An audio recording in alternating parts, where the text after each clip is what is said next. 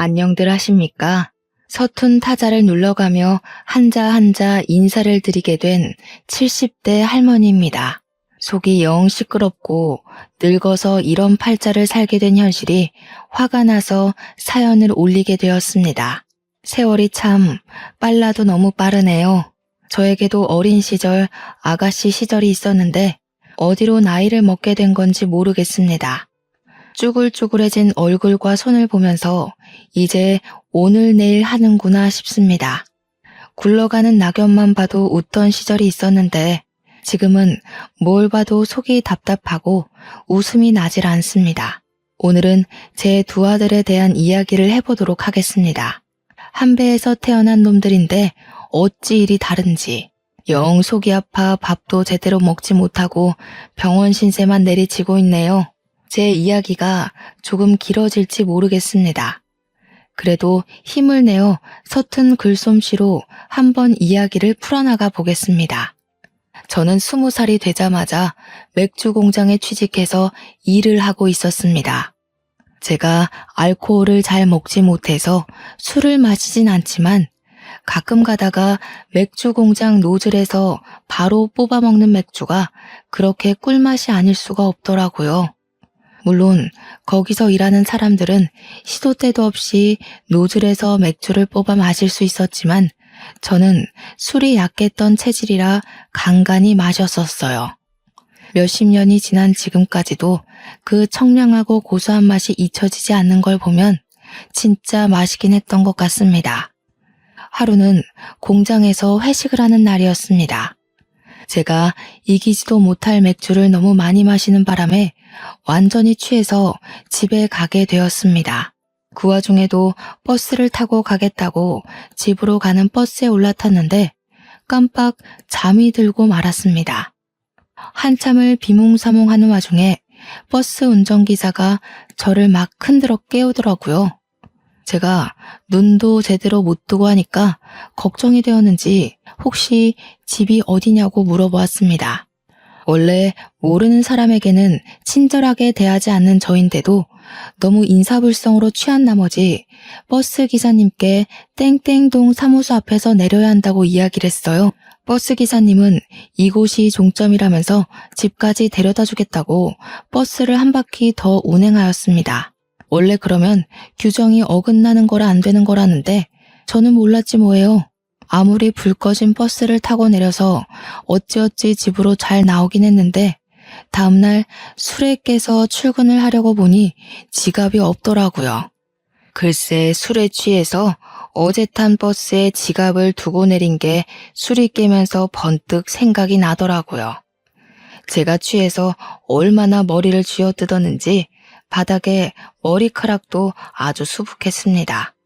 결국 회사에 미리 양해를 구하고 일찍 퇴근을 해서 돈을 빌려서 버스를 타고는 종점까지 갔습니다.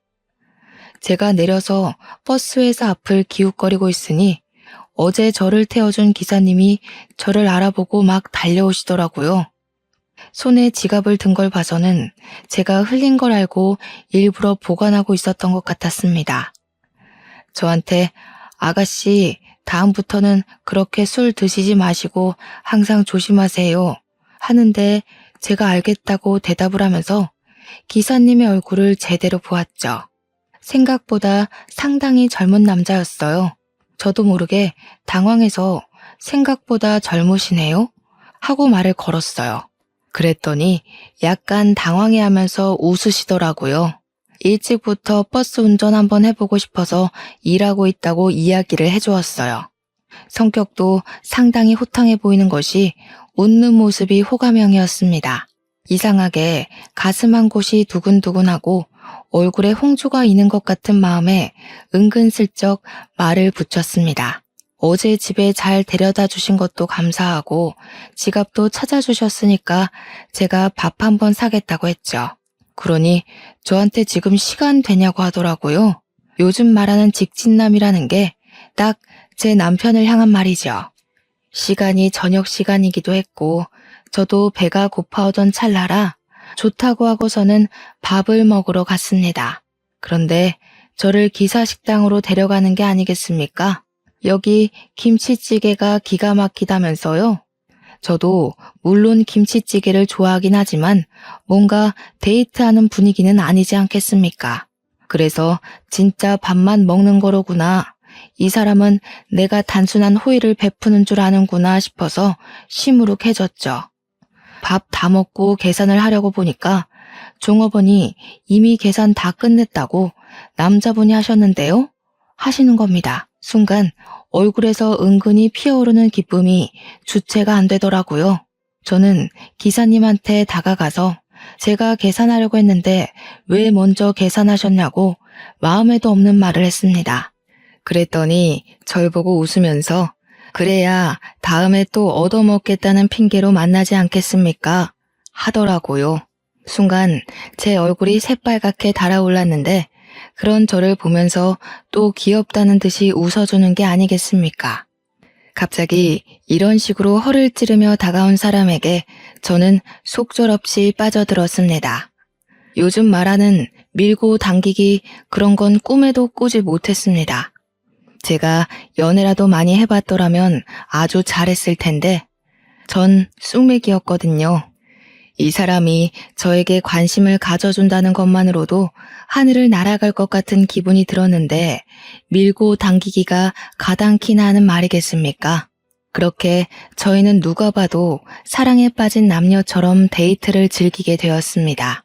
저는 매번 꼭 밥을 사겠다고 그분에게 데이트 약속을 걸고 그분은 저에게 다음에 사달라고 하면서 계산을 마치는 듯한 행태로요. 그게 바로 저희의 암묵적인 데이트 신호라고 생각하고 서로를 향해 움직이기 시작했죠. 그렇게 연애를 시작하다 보니 시간 가는 줄 모르고 푹 빠져들게 되었습니다. 당시 시대상으로 결혼 정년기라는 게 20대 중반쯤이었거든요. 저희도 결혼을 할 나이가 다가오고 서로의 이름을 수줍게 혼인신고서에 적어 넣으며 혼인을 하게 되었습니다. 살림이 빠듯한 것도 아니었고 서로를 위해서 쓸 수 있는 돈은 충분했습니다. 그러나 허례허식이 싫어 결혼 사진만 동네 사진관에서 간단하게 찍고 식은 따로 올리지 않았죠. 저는 여전히 맥주 공장에 다니고 있었고 남편은 버스기사 일을 하면서 둘이 행복한 일상을 보내고 있었습니다. 몇 년의 세월이 흐르고 우리에게는 떡두꺼비 같은 아들이 둘이나 생기게 되었습니다. 정말 하루하루가 이렇게 행복할 수 있나? 단란한 집에서는 웃음이 끊어지질 않았습니다. 재롱을 떠는 두 아들을 보면서 우리 부부는 밥을 먹지 않아도 배가 부르다는 말을 실감할 수 있었죠. 첫째가 태어난 지 얼마 되지 않아 당시 육아휴직 같은 게 없었기에 저는 오랜 세월 몸담았던 맥주 공장을 퇴사했습니다. 넉넉하게 받은 퇴직금은 아이들을 키우는 데 쓰겠다고 적금처럼 모셔두었죠. 갑자기 외벌이가 된 탓에 저는 집에서 인형 눈깔도 붙이고 포장 아르바이트도 하면서 생계를 꾸리고 있었습니다. 애가 어려서 집 밖으로 나가는 게 좀 힘들었거든요. 그때 어린이집 같은 게 보편화된 시설도 아니었고요. 남편은 동네 버스 운전을 하다가 좀 더 큰 돈을 벌기 위해 고속버스 회사로 이직을 했습니다. 고속버스 운전이 마을버스보다 더 힘들었고 장거리 운전이었기에 봉급은 훨씬 좋았습니다. 그렇게 평생 행복한 줄만 알았던 우리 가족에게 검은 그림자가 드리우고 있다는 사실은 꿈에도 몰랐습니다. 남편이 버스 사고를 당하게 된 날 아직도 저는 그날이 생생합니다. 허망하게 반대 차선에서 달려오던 트럭과 사고가 나게 되었고 고속도로 특성상 빠르게 달리고 있던 남편의 버스는 크게 사고가 나고 말았죠. 승객들은 다행히도 얼마 다치지 않았지만 정면으로 트럭과 사고가 난 우리 남편은 그렇게 저와 두 아들의 곁을 떠나게 되었습니다. 현장에서 눈도 뜨지 못하고 병원으로 이송 한번 못 해본 채 그렇게 가버렸죠. 당시 남편의 사고가 뉴스에도 나왔는데 우리 남편이 핸들을 틀었다면 살았을 거라고 하더라고요. 대신 그만큼 승객들이 많이 다쳤을 거라고. 남편이 핸들을 틀지 않고 정면으로 트럭을 받아냈기에 남편만 참사를 당한 거라고 하더군요. 우리 남편 정말 직업의식 투철하다고 너무 멋있지 않냐고 흐느껴 울었습니다. 조금만 덜 멋있었어도 우리 아들들과 오래오래 함께 살 수 있었을 텐데 말이죠. 유감을 표하던 버스 회사에서도 보상금이 두둑하게 나왔고, 당시 졸음운전을 했던 트럭 운전수에게도 합의금을 받았습니다. 버스 안에 타있던 승객들이 십시일반 모아서 위로금을 전달해 주기도 했습니다. 장례에는 모르는 조문객들이 찾아와 저를 위로하곤 했지만 저의 마음은 한 발자국도 나아지지 않았습니다. 그 돈이 다 무슨 소용이 있겠습니까? 남편이 없는데 말이죠. 우리 애들이 초등학교에 입학할 때 짜장면을 같이 먹어줄 남편이 없고, 졸업식에 사진을 찍어줄 남편이 없고, 결혼식에 혼주석에 같이 앉아줄 남편이 없는데 하루도 제 마음에 눈물이 마를 날이 없었습니다. 하지만 그것도 잠깐이었습니다. 너무너무 슬펐지만 우리 아들들은 점점 자라나고 초등학생이 되었는데 제가 돈을 벌어야 하지 않겠습니까? 그때는 여자가 돈을 벌기가 쉽지 않았습니다. 취직이라는 건 남자들의 전유물 같은 것이었거든요. 다행히도 맥주 공장에서 배워둔 주판 실력이 출중해서 사정사정해서 남편이 일하던 버스 회사에서 사무직을 보게 되었습니다. 아이들에게는 엄마의 손길이 절실하게 필요한 나이였지만 우리 가족이 먹고 살기 위해선 제가 가장이 되어야만 했습니다. 옆집에 친하게 오랜 시간 알고 지낸 이웃이 살고 있었기 때문에 저는 염치불고하고 아이들을 부탁하였습니다. 첫째 아이는 학교가 끝나면, 둘째 아이는 유치원이 끝나면 옆집으로 가서 이웃과 함께 밥을 먹고 시간을 보냈습니다. 저는 물론 옆집 이웃에게 매달 수고비를 조금씩 주게 되었죠. 옆집에서 우리 아이들이 천덕꾸러기 취급을 받진 않을까? 솔직히 고민이 되기도 했습니다. 하지만 아이들은 잘 적응해 주었고 철이 일찍 들었는지 속썩이는 일도 벌이지 않았습니다. 우리 첫 번째 아이가 세월이 흘러 초등학교 고학년이 되고 나니 동생을 스스로 챙기기 시작했습니다. 옆집에 더 이상 가지 않고 제가 미리 준비해둔 밥솥에 밥을 꺼내어 식탁에 차려 동생에게 밥을 주기도 하고 간혹 라면을 끓여 먹기도 하더군요. 우리 아이들이 스스로 해내는 걸 볼 때마다 얼마나 가슴이 아팠는지 모릅니다. 그때까지도 저는 혹시 몰라서 보상금을 꽁꽁 싸매고 있었습니다. 그 돈이면 몇 년 동안 일을 안 하고도 살 수 있을 만큼의 돈이었지만 사람 일이라는 게 또 모르지 않겠습니까?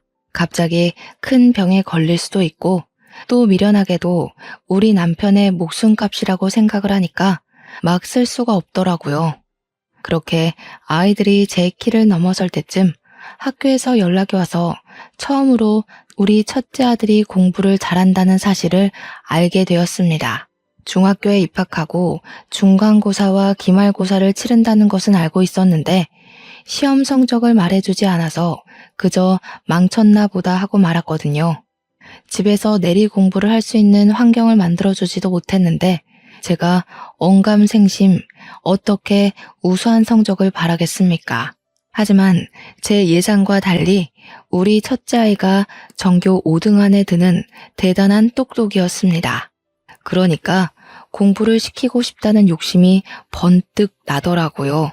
저는 열심히 일을 했지만 그 돈으로 첫째 아이의 학원비까지 내주고 우리 세 식구가 먹고 살기에는 조금 빠듯했습니다.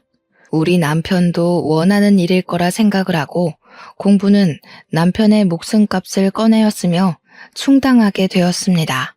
제 고민이 여러 차례 있었고 결국 그 돈을 꺼내자 우리 첫째 아들은 책임감을 가지고 더욱 열심히 공부를 하기 시작했습니다. 하지만 두 아들 모두가 다 제 뜻대로 움직여주진 않았습니다. 똑똑한 첫째와 달리 둘째 아들은 중학교에 입학하자마자 엇나가기 시작했거든요. 둘째 교복 주머니에서 어느 날 담배가 떡하니 나오는데 정말 혼낼 수도 없고 벌렁거리는 가슴만 내리 붙잡고 있었습니다. 첫째한테 부담 주고 싶지 않아서 공부만 했으면 좋겠기에 동생에게 잔소리를 해달라고 부탁도 못했네요. 날이 지날수록 엇나가는 둘째 때문에 제가 마음고생을 조금 심하게 했죠. 어느 날 둘째가 술에 취해서 들어와 거실 바닥에서 술 냄새 풀풀 풍기며 잠을 자기도 하고요. 학생 신분인데 참 못하는 게 없는 무법자더라고요. 가정 환경이 어려우니 아이가 마음 붙이고 살기가 어려운가 싶었죠. 하지만 그 와중에 우리 첫째는 정말 든든하고 우직하게 공부에만 집중했습니다. 시간이 물처럼 흐르고 우리 첫째 아이가 대입시험을 치렀습니다. 떡하니 명문대 합격증을 받아오는데 눈물이 왈칵 쏟아지더군요. 우리 첫째도 저를 보면서 키워주셔서 감사하다고 눈물을 글썽였습니다. 진심으로 저는 축하를 해주었죠. 그때 우리 둘째가 고등학교 2학년이었습니다. 첫째 반만이라도 닮았더라면 참 좋았을 텐데 엇나가기를 반복하던 우리 둘째는 저에게 학교를 그만두고 싶다고 이야기를 하더군요. 언제까지 이렇게 거지꼴로 살 수 없다면서 자기도 공부에 취미가 없으니 일이라도 해야겠다는 것이었습니다.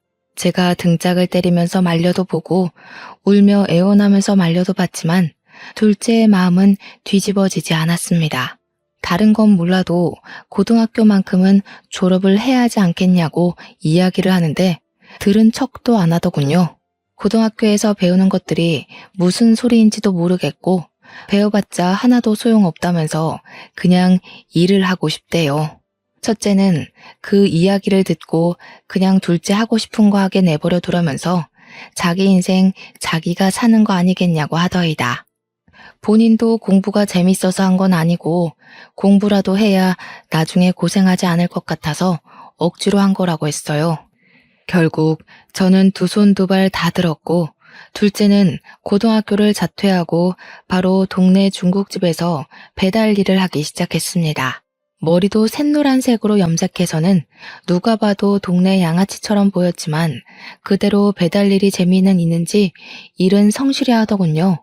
중국집 사장님이 우리 아들 일 잘한다면서 가끔 집으로 탕수육도 보내주고 그랬습니다. 첫째 아들이 군대를 만기 전역을 했어요. 그러자 둘째가 바톤 터치를 하듯이 군대를 가게 되었습니다. 우리 첫째 아들은 정말 엄청난 수재였어요. 명문대에서 날고 기는 애들 중에서도 손에 꼽히는 그런 수재요. 결국 대학을 졸업하자마자 보란듯이 대기업에 들어가게 되었습니다. 우리 아들이 정말 얼마나 자랑스러웠는지 몰라요. 그러는 와중에 둘째는 짜장면 배달 일을 쭉 하다가 중국집 사장님 사정이 좋지 않아 식당 문을 닫게 되면서 할 일이 없어지고 말았죠. 배달 일을 해봐야 돈이 안 된다고 하면서 며칠을 내리 고민을 하더니 자신 있는 건 운전밖에 없다고 하더라고요. 그러면서 대형차 면허를 따더라고요. 버스 운전기사를 하겠다는 것이었습니다. 당연히 저는 손에 땀이 나도록 말렸습니다. 그게 얼마나 위험한 일인지 아냐고요.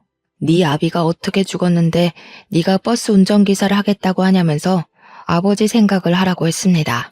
그러니까 둘째가 그러더군요. 우리 아빠 멋있잖아. 나도 버스 운전할래. 이러는데 제가 어찌 말리겠습니까?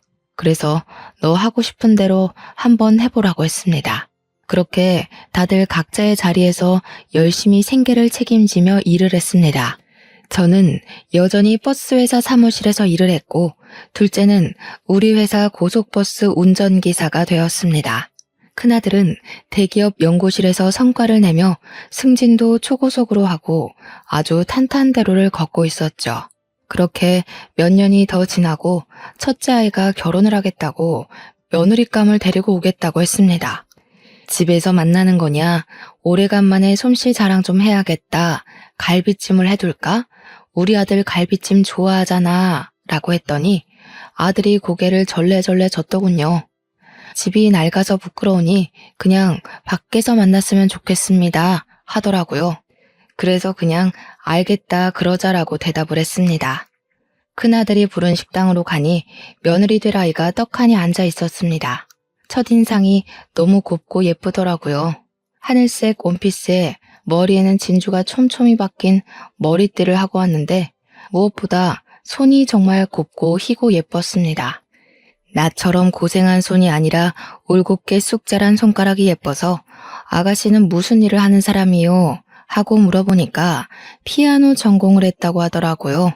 큰아들이 팔불출처럼 예비 신부가 피아노 전공을 했다고 이야기를 하면서 지금은 학원에서 아이들을 가르치고 있다고 설명해 주었습니다. 그래서 그렇구나.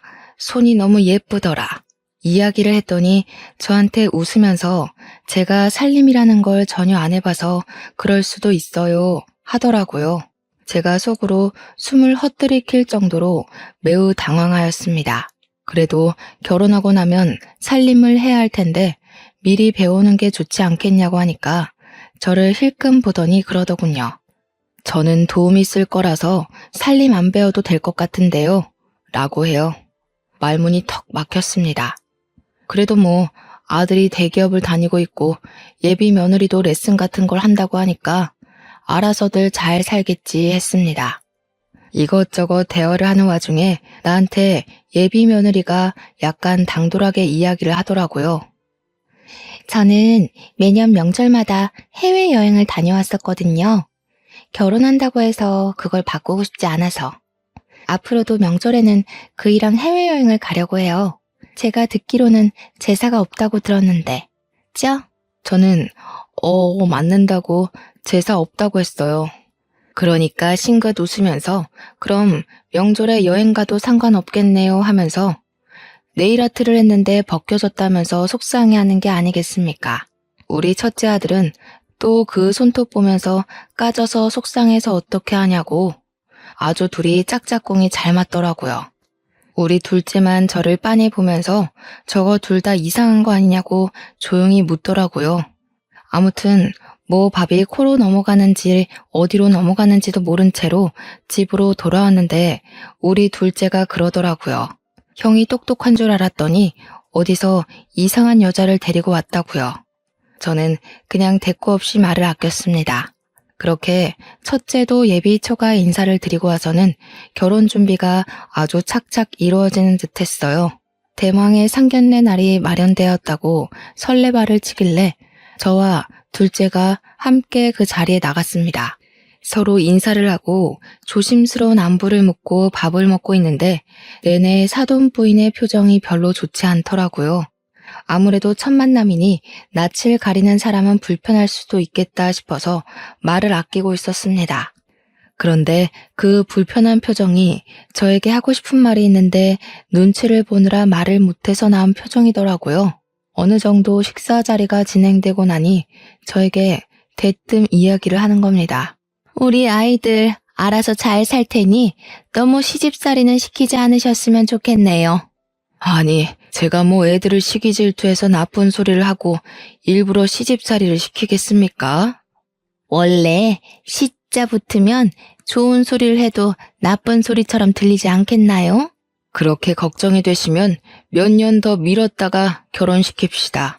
그랬더니 그제야 그건 아니라면서 애들이 좋다고 좋아 죽겠다는데 빨리 시키는 게 좋지 않겠니요? 그저 딸 가진 부모의 마음으로서 걱정이 되어서 한 소리라고 자기 딸 잘 봐달라고 하는데 저는 이미 마음이 푹 상해버렸죠. 자리가 끝나고 첫째가 저한테 오더니 왜 그 자리에서 그런 소리를 했냐고 저를 타박하는 게 아니겠습니까? 어찌나 팔푼이 같던지. 그렇게 똑똑하던 아들이 예비 며느리에게 푹 빠져서 저런 꼴을 하는 게 어이가 없었습니다. 저는 엄마가 그렇게 무시를 당하는데도 처가를 싸고 들고 싶냐고 이야기를 했죠. 내가 뭘 했다고 시자 노릇했다고 저러냐고 아들이 입을 꾹 다물더라고요. 하지만 좋다는 그 둘을 어찌 말리겠습니까? 결국에는 결혼까지 하더라고요. 첫째네 부부가 신혼여행을 다녀와서 시댁에 인사를 드리겠다며 저희 집에 한복을 입고 찾아왔는데 둘 다 빈손이더라고요. 그래서 둘째가 처가해도 아무것도 안 드린 거냐고 물어보니까 첫째가 우물쭈물 하더라고요. 우리 집에만 빈손으로 온 것이 뻔했죠. 아들 키운 거 참 소용 하나도 없더군요. 둘째가 그거 보더니 형도 참 너무한다면서 방으로 들어갔고 분위기는 걷잡을 수 없이 싸해졌습니다. 아침부터 저런 것들 먹이겠다고 갈비찜을 했다는 게 참 짜증이 나더군요. 밥 잘 먹고 차 한 잔 마시고 제가 머리가 지끈거려서 이제 가보라고 했더니 며느리가 저한테 은근히 말을 붙여오더군요. 어머님, 갈비찜 남았으면 저 좀 싸주시면 안 돼요? 하면서 그렇게 야들야들한 갈비찜은 처음 먹어봤다고 너무 맛있었대요. 제 손으로 한 음식을 또 맛있다고 먹어주니까 기분은 좋더라고요. 그래서 싸주겠다고 했죠. 제가 또 갈비찜을 하면 큰 솥으로 한 움큼 쪄서 일부러 넉넉하게 만들거든요. 우리 둘째가 제가 만든 갈비찜을 워낙 좋아해서요. 제가 락앤락 통에 첫째 내주려고 갈비찜을 담고 있는데 쓱 보더니 냄비는 내일 돌려드리겠다면서 냄비를 번쩍 드는 게 아니겠어요? 제가 얼마나 당황했는지 이 락앤락 통을 들고 가야지 했어요.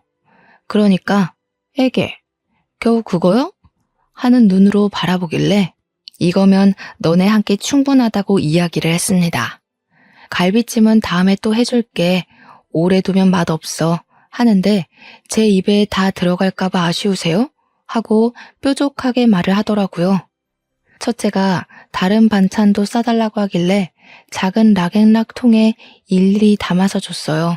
통은 집에 가서 옮겨 담고 씻어서 내일 돌려달라고 했더니 알겠다고 하더라고요.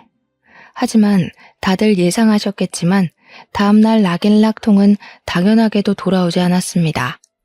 아주 깜깜무소식이더라고요. 물론 그거 얼마나 한다고 새로 사면 되긴 하지만 알뜰하게 사시는 주부님들은 다들 아실 겁니다. 그거 한두 푼 하는 것도 아니고 자꾸 사봐야 찬장에 차리만 차지하는 거 아시잖아요. 남의 것을 빌려갔으면 당연히 빠르게 가지고 와야 하는 거 아닙니까? 제가 며느리한테 락앤락 통을 돌려달라고 3번을 이야기했더니 그제야 통을 돌려주더라고요.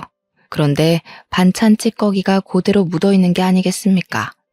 그러니까 다른 통에 덜어놓고 빈 통은 씻어서 가져다 달랬는데 옮겨 담지도 않고 내내 그 통에 담아두고 먹다가 다 먹으니까 빈 통만 가져온 것이었습니다.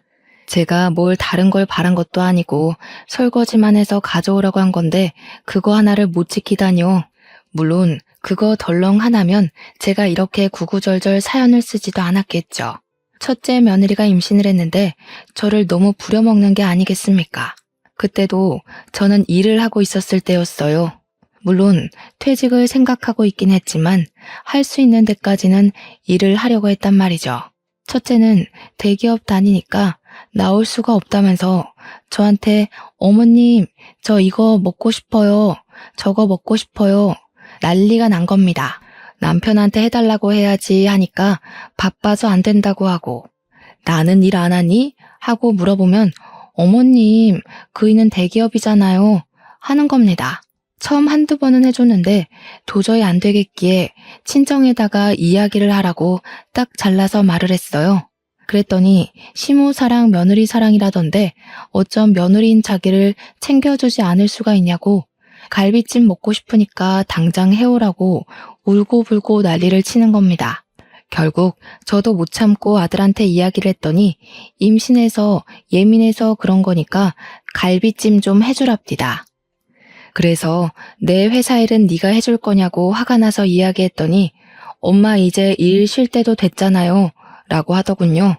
자기가 생활비를 줄 것도 아니면서 저한테 이래라 저래라 하는 게 너무 어이가 없었습니다.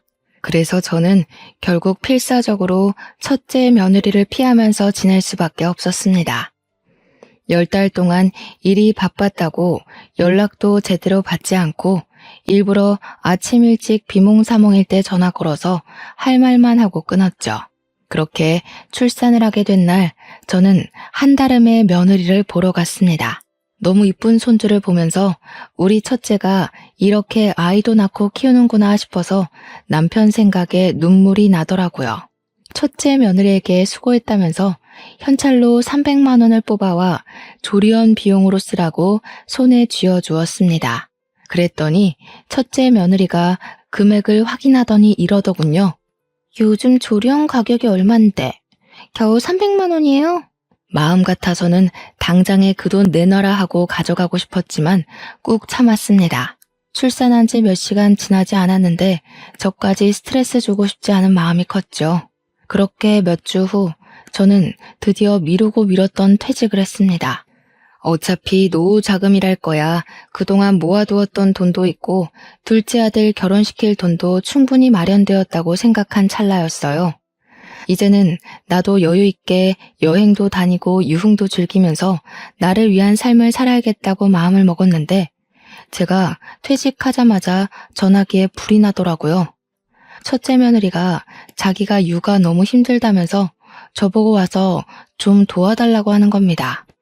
친정은 뒀다 국 끓여 먹나 싶었는데 저도 손주가 보고 싶기도 했고 간혹 가다가 도움을 주는 건 괜찮겠다 싶었습니다.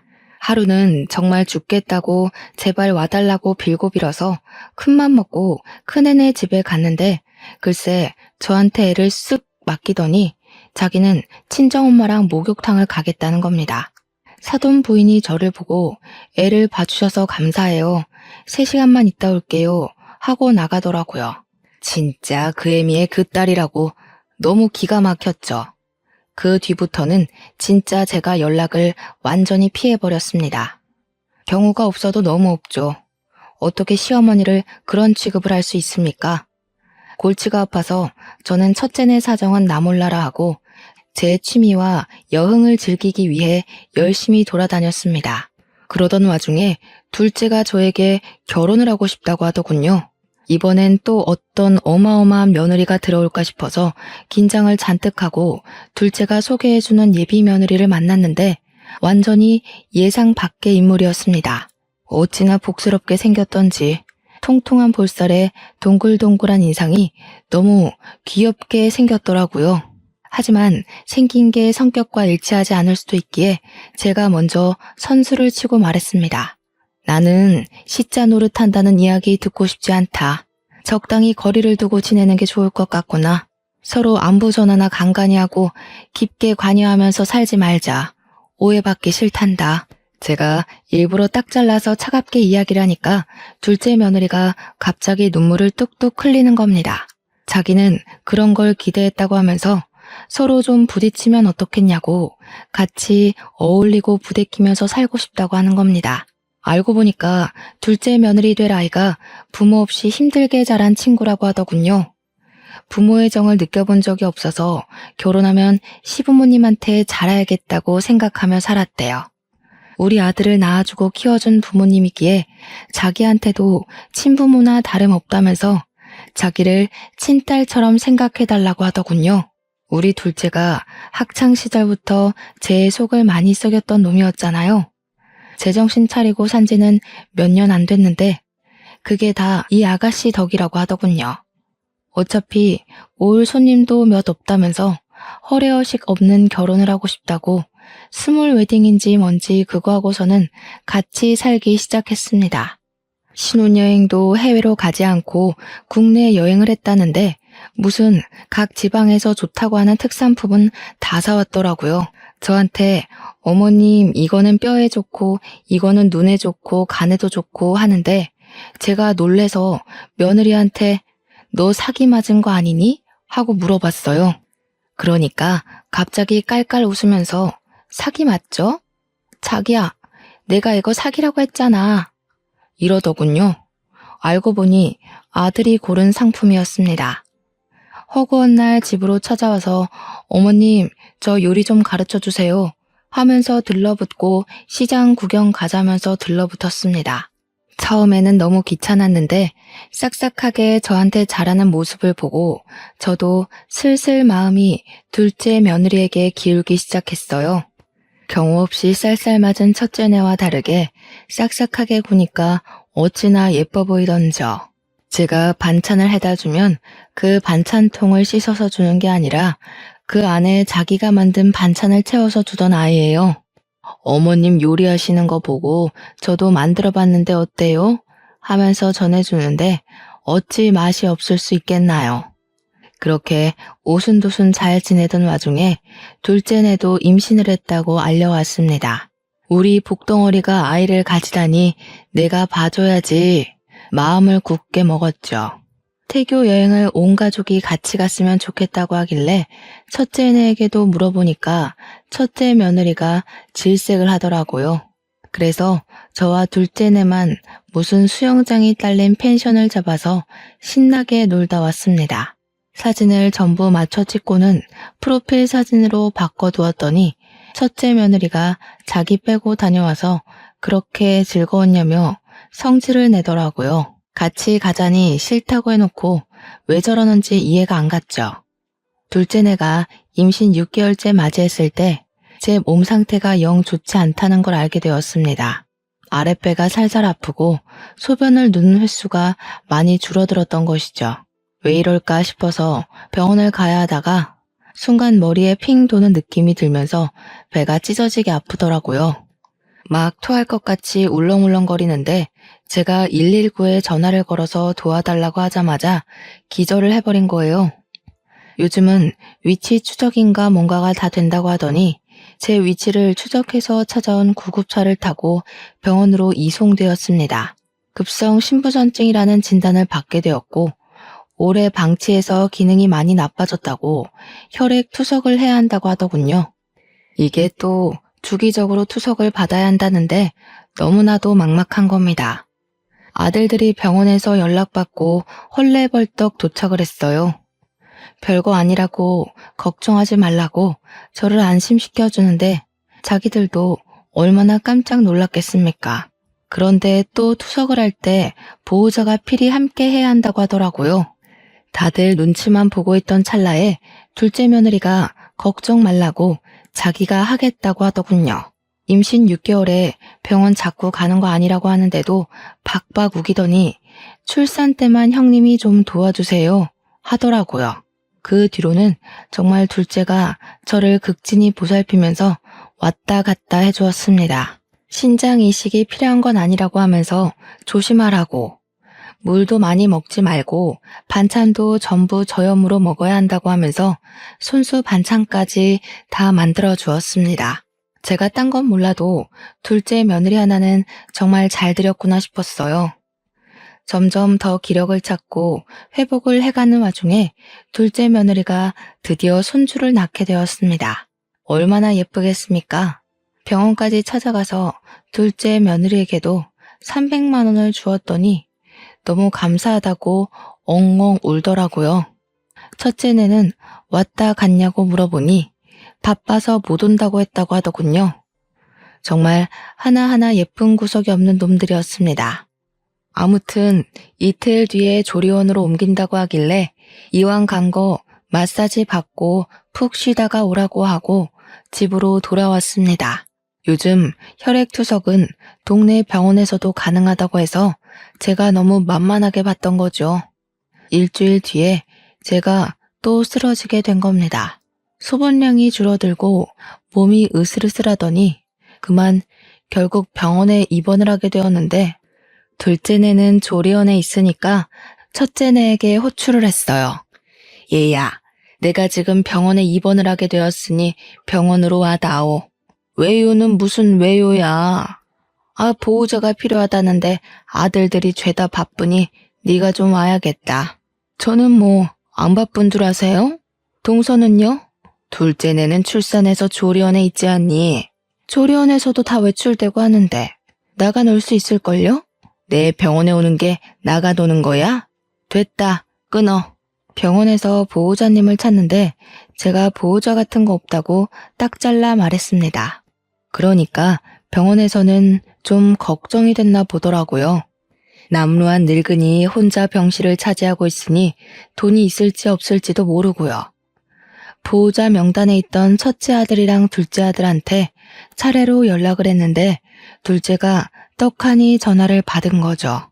애가 놀래서 병원으로 달려왔는데 저한테 왜 혼자 있냐고 물어보더라고요. 형이 연락 안 받더냐고. 분명히 둘째 며느리가 출산하기 전에 첫째 며느리한테 연락해서 신신당부를 했다고 하는 겁니다. 너무 서러운 마음이 들어서 죄다 이루고는 둘째한테 조리원으로 가보라고 했어요. 일주일이 더 지나고 저도 퇴원해서 집에서 안정 취하고 있었는데 둘째 며느리가 찾아왔더라고요. 조리원에 있느라 찾아뵙지 못해서 죄송하다고 하는데 우리 며느리가 죄송할 일이 아니지 않겠습니까? 괜찮다고 하니 한알은 뭘 싸들고 왔더라고요. 보니까 갈비찜용 갈비를 수두룩하게 가져온 거 아니겠습니까? 몸보신을 시켜주겠다더니 양동이에 담가 핏물부터 빼더라고요. 한두 시간 담궈놓는 동안 며느리랑 이야기도 하고 시간을 보내고 있었는데 집에 누가 찾아왔더라고요. 문을 열어주니 큰며느리였습니다. 떨떠름하게 네가 여긴 웬일이냐고 물으니 갈비찜 하신다고 해서 얻어가려고 왔어요 하면서 김장통을 떡하니 꺼내놓더라고요. 제가 너무 어이가 없는 거죠. 지난주에 병원에 있었을 때는 바쁘다고 콧배기도 안 비치던 게 갈비찜을 얻으러 왔다고 하니까요. 둘째 며느리가 제가 불렀어요 하더니 무거운 양동이에서 갈비를 하나하나 빼기 시작하더라고요. 그러더니 핏물만 남은 양동이를 냅다 큰며느리 얼굴에 쏟아붓는 게 아니겠습니까? 큰며느리가 동서 미쳤어? 하고 소리를 지르면서 어쩔 줄 몰라 하는데 둘째 며느리가 딱 잘라 이야기를 하더라고요. 미친 게 누군데 그래. 어머님 아프셔서 내가 조리원 있는 동안만 봐달라고 했는데 그걸 못해? 못된 년이. 어머님 괜찮냐고 안부 인사 한 번 없이 갈비찜을 얻으러 와? 큰며느리가 놀래서 김치통도 버려두고 주랭랑을 치더라고요. 제 속이 얼마나 시원하던지 둘째 며느리한테 손뼉을 치고 말았네요. 저녁에 갈비찜을 해놓고 둘째네랑 사이좋게 나눠 먹고 있는데 첫째가 오더니 제주씨 하면서 화를 내는 겁니다. 둘째 아들이 형은 할 말 없다고 둘이 싸우려고 들길래 제가 말리면서 이야기를 했어요. 예, 첫째야. 내가 너 스스로 잘 살길래 아무 소리 안 했는데 더 이상은 안 보고 살고 싶구나. 어디 어미가 쓰러져서 오늘 내일 하는데 바빠서 못 온다고 하질 않나. 안부 전화 한 번 없을 수 있니? 우리 죽을 때까지 서로 연락하지 말고 살자. 첫째가 놀라서 엄마 하고 부르는데 일 없다고 이만 가보라고 했습니다. 그 뒤로 2년 동안 저는 둘째네와 함께 살고 있었어요. 우리 손주가 얼마나 예쁜지 눈에 넣어도 안 아프다는 말이 실감이 가더라고요. 언제 죽을지 모르지만 혈액투석도 꾸준히 하고 있고요. 계속 죽음의 문턱을 오가니 재산을 일찍 정리해야겠다는 생각이 들었습니다. 둘째 며느리한테 제가 남겨둔 3천만 원이 든 통장을 주니 며느리가 눈물을 짓더라고요. 둘째야, 시엠이랑 사는 게 쉬운 일도 아닌데 며느리는 항상 얼굴 한번 안 찡그리고 힘든 일 다 해주고 내가 너네한테 나눠줄 재산이 많지는 않지만 이 통장만큼은 너네한테 주고 세상을 뜨고 싶구나. 며느리야, 얼른 받고 이 돈으로 손주 크면 대학 등록금 필요할 테니 그때 쓰거라. 어머님, 제가 이 큰 돈을 어떻게 받아요? 저는 정말 제 부모님 같아서 잘 챙겨드린 거예요. 평생 어머님이랑 같이 살고 싶다고요. 그러니까 우리 세준이 다 클 때까지 오래오래 건강하게 사셔야 돼요. 그런데 그걸 또 첫째네가 어찌 알았는지 우리 집에 2년 만에 찾아와서는 한다는 소리가 왜 차별 대우를 하냐는 겁니다. 3천만 원 통장 이야기를 운운하면서 자기도 달라고 따지고 드는데 어이가 없어서 말했습니다. 네가 나한테 돈 이야기 말고 다른 이야기 한 적은 있냐고. 이제 와서 얼굴 비추는 건 뭐하는 짓이냐고 소리를 질렀죠. 첫째 며느리는 나 안 보고 살아서 신난 것 같던데 돈 때문에 찾아온 거냐고 당장 꺼지라고 했습니다. 그러자 첫째가 무릎을 꿇고는 요즘 집안 사정이 안 좋다고 대기업에서 일만 죽어라 하는데 몇 번이나 승진이 누락됐다고 하더군요. 엄마, 진짜 나 너무 힘들어. 제발 그 3천만 원 우리 주면 안 돼? 와이프 진짜 내 입으로 이런 말 하기 좀 그런데 정말 미친년이라니까. 대기업 사모님 소리 들으면서 콧대만 높아서는 동료 와이프가 신상백 샀다고 자기도 똑같은 거 사야 된다면서 다음날 700만 원짜리 백을 사버리질 않나. 나 정말 미치겠어. 난 퇴근하고 맨날 밥도 제대로 못 먹고 돈 걱정에 잠도 못 자고 있어요, 엄마. 들어보니 집에서는 며느리가 바가지도 긁고 요리도 안 해서 맨날 라면만 먹고 버티고 있대요. 버는 돈은 족족 쇼핑에 쏟아붓느라 허리가 휜다고요. 사치에 빠져서 생활비는 부족하고 하루하루가 너무 힘든데 3천만 원이 욕심났다고 이야기를 하더이다. 그러게 네가 어미 버리고 잘 살 줄 알았더냐? 그러게 네 와이프 편들 때부터 알아봤다 내가. 뒤통수는 거기서 맞고 왜 나한테 와서 돈을 내놓으라고 난리냐? 꼴도 보기 싫으니까 당장 나가. 명문대 식이나 나와서 자기 앞가림 잘하고 살 줄 알았던 첫째가 저 모양이니 요즘 속이 썩어서 밥도 제대로 못 넘기고 있습니다. 둘째 며느리가 제 모습을 보고 얼마나 걱정을 하는지 몰라요. 이래서 며느리는 신중하고 또 신중하게 들어야 한다는 말이 맞나 봅니다. 가만히 있는 게 자식들 도와주는 건 줄 알았는데 너무 후회 중입니다. 돈이 아니라 인성을 봤어야 했는데 속이 정말 썩어 문드러집니다. 저와 같은 고민이 드는 분들이 있다면 꼭 한번 다시 생각해 보시기 바랍니다. 가정의 평안을 위해서는 외모가 중요한 게 아니라 내면이 중요하다는 사실을요. 제 이야기를 들어주신 시청자 여러분께 진심으로 감사드립니다.